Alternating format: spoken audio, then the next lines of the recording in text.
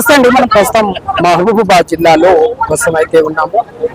మరి ఈరోజు డిఎస్ఎఫ్ఐ వ్యవస్థాపకులు డాక్టర్ వివేక్ గారు అంబేద్కర్ దగ్గరికి వచ్చి అంబేద్కర్ గారికి పూలమాలలు వేసి వారు కొన్ని సమస్యల మీద తెలుసుకొని వచ్చినట్టుగా తెలుస్తా ఉంది. మరి ప్రధాన సమస్యలు ఎందుకు వచ్చాయి, మరి అతని దగ్గర ఆయన దృష్టికి వెళ్ళడంతో రావడం జరిగింది. మరి సార్ నమస్తే, బాగున్నారు సార్? బాగున్నా సార్. ఏంటి సార్ పరిస్థితి? మీరు బెంగళూరులో ఉన్నారని తెలుస్తా ఉంది, ఆ సమాచారం కూడా మేము విన్నాము. మరి హఠావుటిగా ఇక్కడ రావడానికి ప్రధాన కారణం? 2 రోజుల కిందట ఒక చిన్న ఇన్సిడెంట్ జరిగింది. జీవో నెంబర్ MS 97 ఏదైతే ప్రభుత్వం తీసుకొచ్చి పాలిటెక్నిక్ విద్యార్థులందరినీ కూడా శక్తి ఒక స్కీమ్ లో మేము జాయిన్ చేస్తూ ఉన్నాం. అదే విధంగా యంగ్ ఇండియా స్కిల్ యూనివర్సిటీలో మేము జాయిన్ చేస్తూ ఉన్నాం. వీళ్ళందరినీ కూడా మర్జ్ చేసుకొని ముందుకు పోతా ఉన్నాం అని చెప్పి ఒక ఇన్సిడెంట్ తీసుకురావడం జరిగింది.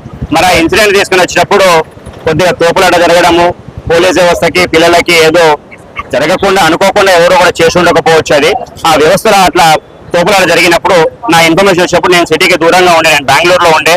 నిన్న నాకు ఇన్ఫర్మేషన్ వచ్చింది కాబట్టి నేను నిన్న ఎందుకు రాలేదు అంటే 24 hours అయ్యింది కాబట్టి ఇంకా వేడి ఉంటది కాబట్టి ఆ వేడిలో వచ్చి ఇంకా యంత్రాంగాన్ని నేను ఇంకా ఎక్కువ స్పాయిల్ చేయదలుచుకోలే. కాబట్టి ఇవాళ వచ్చి వాళ్ళ యొక్క సమస్యలు విన్నా, వాళ్ళని పరామర్శించిన, అదే విధంగా ఇక్కడి నుంచి నేను ప్రభుత్వాన్ని కూడా మరొకసారి చెప్తున్నా, ఏ పంచాయతీ లేకుండా జీవో MS 97 ఒక క్రిస్టల్ క్లారిటీగా మీరు తీసుకొని వస్తే ఏ పాలిటెక్నిక్ విద్యార్థికి కూడా భయం ఉండదు. ఇప్పుడు మీరు తీసుకొచ్చినటువంటి ఇది అసలు జీవో MS 97 ప్రకారంగా వాళ్ళు ముందుకు పోతారా లేదా అన్నది తెలియదు.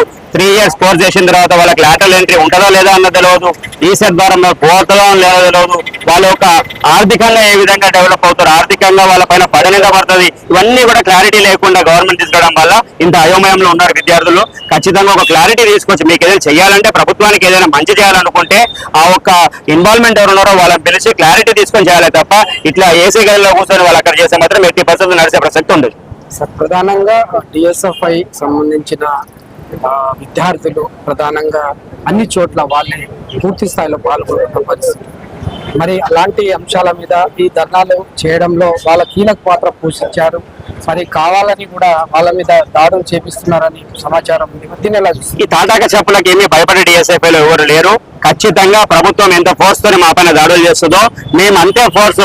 రాజ్యాంగాన్ని నమ్ముకున్న వ్యక్తులము, రాజ్యాంగాన్ని చేతిలో పట్టుకొని డాక్టర్ బాబాసాహెబ్ అంబేద్కర్ ఔలాద్లుగా దానికంటే ఇంకా ఫోర్స్ తో ముందుకు పోయి ప్రజల వాయిస్ యొక్క ప్రభుత్వాన్ని చేరుస్తాము. ప్రజా సమస్యలు ఎక్కడ ఉంటే ఖచ్చితంగా మేము అక్కడ ఉంటాం.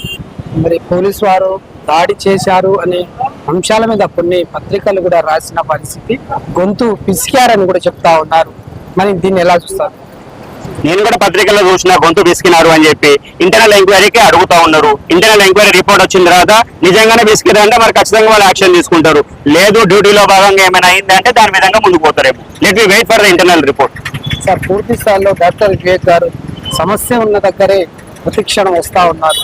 మరి ప్రధాన ఎజెండా ఏంటి, ఏం చేయబోతున్నారు? ఎజెండా మీరే చెప్తున్నారు, సమస్య ఉన్న చోట నేను ఉంటా అని చెప్పి. సమస్య ఎక్కడ ఉంటే నేను అక్కడ ఉంటాయి. ఎజెండాలు ఏమి లేవు మనకి.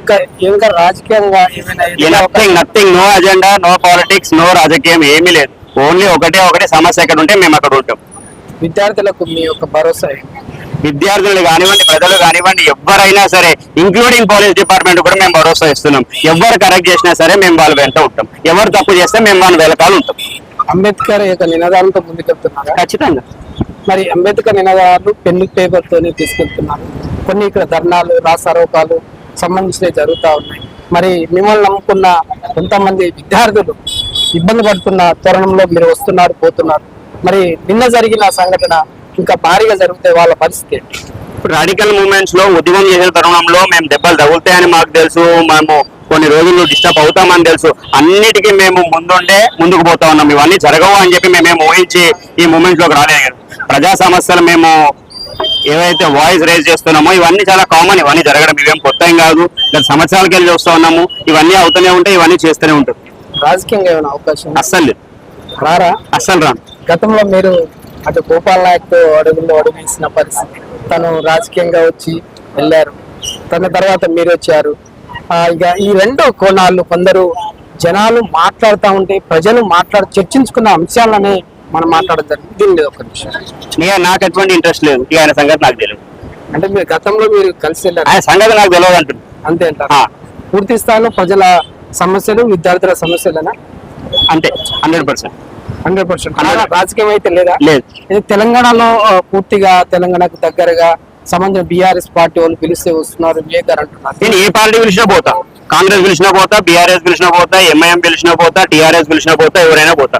ప్రజా సమస్యలపై ఏ పార్టీ మాట్లాడితే ఆ పార్టీకి పోతా. నాకు ఏ పార్టీ లేదు, అజెండా లేదు. నాకు ఒకటే కండువా, బ్లూ కండువా, ఇదే ఉంటుంది. రాబోయే కాలంలో కూడా నేను అదే చెప్తున్నాను. నువ్వు అటు తిరిగి అడిగినా ఇటు తిరిగి అడిగినా ఆన్సర్ ఒకటే, ప్రజా సమస్యలపైన మా పోరాటం ఉంటుంది ఎప్పటికీ.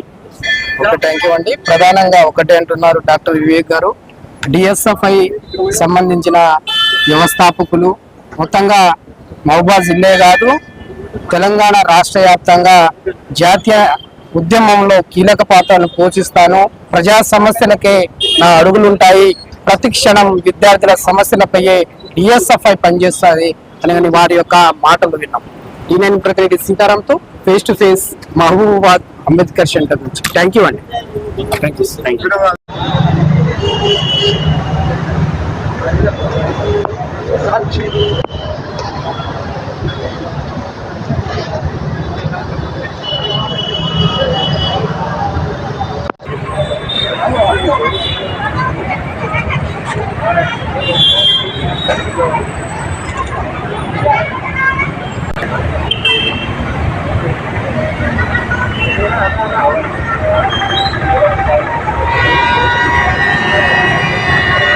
बाबासाहेब आंबेडकर जोहार जोहार बाबासाहेब आंबेडकर जोहार जोहार बाबासाहेब आंबेडकर जोहार जोहार रद्द जीवन नंबर 97 वेंटने रद्द जीवन नंबर 97 वेंटने